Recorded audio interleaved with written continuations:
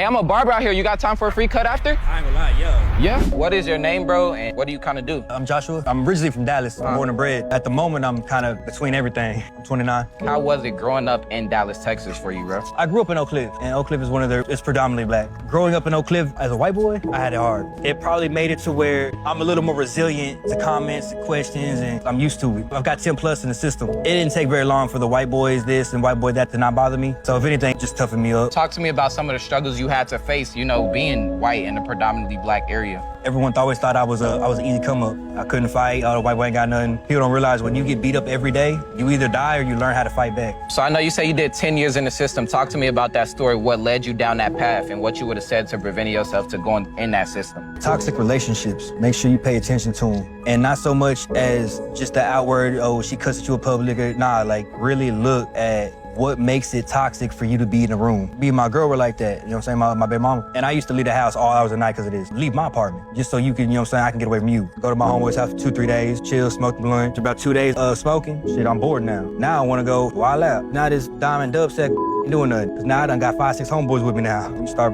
going licks, hitting licks, ended up robbing an Uber driver. $600 out of his pocket, didn't have nothing to show for it. So that's why I always try to get their vocabulary good. Because if you can't explain in depth why you feel upset, then you really don't even know if you upset. Just because you say you happy don't mean you happy, you might be content. And it's a whole separate. You might say you sad, but you really depressed and you don't know the difference. So now the next person don't know how to help you. It's knowing yourself. As we speak today, you know what I'm saying, I think about this stuff all the time. Yeah. Because I know that was my biggest issue. It was no one else's fault. How would you say is like how important is taking accountability in situations like that? All day long. I had bonded out before I went down. I ended up getting a lesser sentence because I had admitted to the judge that I paid attention to who I was around and chose not to care. And I took responsibility for that. And he looked at me in front of my parents, in front of the courtroom, everyone. He tried to give me 30 years off the rip. I don't even understand that number. I'm 21. You can't understand something you ain't never lived. You trying to give me like dope boy numbers. That $600 probably was worth way more to him than it was to me. That might have been his rent money for the week. That's why I let the judge know that I was taking accountability of what I did. And I asked him like, man, please reduce the sentence that you're trying to impose on me. Or did you feel like you let anybody down in that situation? I felt like my mama felt like she didn't try hard enough. Like she passed this January. I was still locked up. That's probably one of my biggest regrets is not knowing whether she really thought that or not.